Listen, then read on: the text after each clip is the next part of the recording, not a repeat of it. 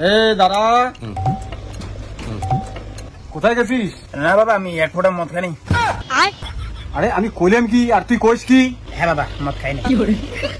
আজ কদিন ধরে গুরুদেব আমায় স্বপ্নে দেখা দিচ্ছে, বলছেন আয় আয় আমার আশ্রমে আয়।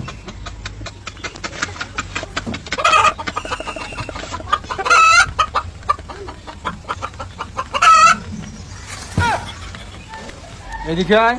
হ্যাঁ, কইলাম আমার এখানে আয়। তোমার ওখানে? ওকে। আমাকে আরেক পেক ডাল দে তো।